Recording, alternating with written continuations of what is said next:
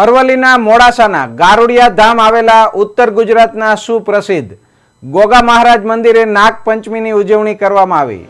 શ્રાવણ વદ પાંચમના દિવસે દૂર દૂરથી હજારો ભક્તો દર્શન માટે ઉમટી પડ્યા। આ પૌરાણિક મંદિર વર્ષો જૂનું છે। મંદિર પરિસરમાં આવેલ વડના વૃક્ષમાં ગોગા બાપાનું સ્થાનક છે। અહીં બનાવેલા હવન કુંડમાં ગોગા બાપાએ અનેક ભક્તોને દર્શન આપ્યા છે। આ પવિત્ર સ્થાનનો વહીવટ પરંપરાગત ગાદીપતિ દ્વારા કરવામાં આવે છે। નાગપંચમીના દિવસે અબાલવૃદ્ધ સહિત મોટી સંખ્યામાં ભક્તો દર્શન માટે આવ્યા છે। ગાદીપતિ દ્વારા સત્સંગનું આયોજન કરવામાં આવ્યું।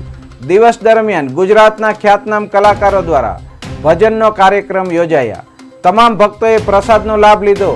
ગોગા મહારાજની કૃપાથી અનેક લોકોની મનોકામના પૂર્ણ થઈ છે। આ કારણે ગુજરાતના તમામ જિલ્લાઓમાંથી ભક્તો આવે છે। દર રવિવારે પણ ભક્તો ગોગા મહારાજના દર્શને આવે અને આશીર્વાદ મેળવે છે।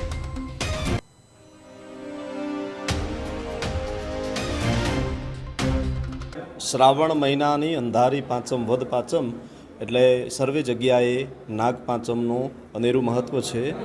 માત્ર ગુજરાતમાં નહીં, રાજસ્થાનમાં નહીં, પણ વિશ્વભરમાં જ્યારે નાગ દેવતાને સર્વોપરી દેવ માનવામાં આવે છે ત્યારે અમારા અરવલ્લી જિલ્લામાં મોડાસા તાલુકામાં અમારા મૂળ વતન ગારુડી મુકામે અમારું નિજ મંદિર છે અને ત્યાં હજારો શ્રદ્ધાળુઓની શ્રદ્ધા જોડાયેલી છે। અને આખા નાગ દેવતાની પહેલાં જે પહાડો હતા એ પહાડોનો પાંખો કાપી નાખી હતી અને એ વખતે અંદર જે નાગ દેવતા હતા એ નાગ દેવતાએ એ વખતે ઇન્દ્ર ભગવાનને વરદાન આપ્યું હતું કે અમે ક્યાં રહીશું એમ। અને એ વખતે અમારું વિશેષતા શું હશે? એ વખતે કીધું શ્રાવણ વદ પાંચમના દિવસે જે વખતે ભગવાન નારાયણ શયનકાળમાં ચતુર્માસમાં જશે એ વખતે એમની ત્યાં શયનભૂમિની અંદર એમની છયામાં રહી અને નાગ વદ પાંચમનો ખૂબ ઉત્સવ આખા ભારતમાં ઉજવશે એવું નાગ પાંચમનો ખૂબ વિશેષતા બતાવેલી છે।